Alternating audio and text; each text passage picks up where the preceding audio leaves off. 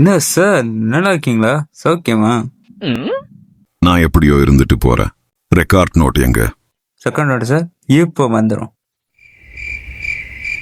Record என்ன கால் முளைச்சா நடந்து வரும்? எப்படி வரணும் மட்டும் பாருங்க சார்.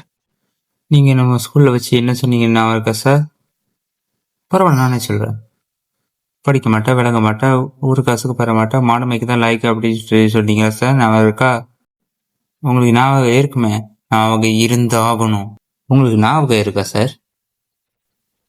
நீங்க கொடுத்த நாளுக்குள்ள ரெக்கார்ட் நோட்டு பிடிக்கலன்னா உனக்கு மார்க் போட மாட்டேன், உன்னை பழைய லாய்க்கு போட்டுருவேன் அப்படின்னு சொல்லிட்டு சொன்னீங்களா சார்? ஞாபகம் இருக்கா? எனக்கு நல்லா ஞாபகம் இருக்கு. உங்களுக்கும் ஞாபகம் இருக்கணுமே. இப்போ ரெக்கார்ட் நோட்டு வரும், அதுக்கப்புறம் நான் யாரும் உங்களுக்கு நல்லா தெரியும் சார்.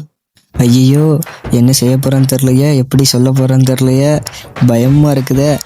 சரி, எப்படி இருந்தாலும் சொல்லி தானே ஆகணும். சரி, சொல்லுவோம்.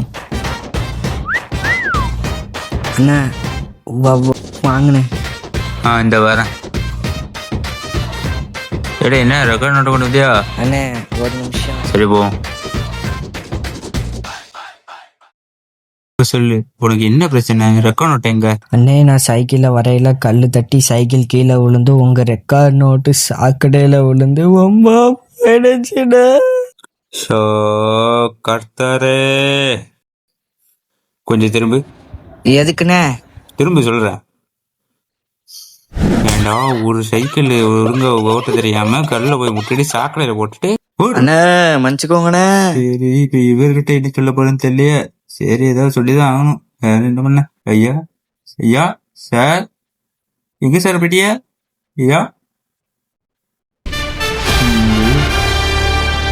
இந்த நேரத்துல ஐயா. சரி.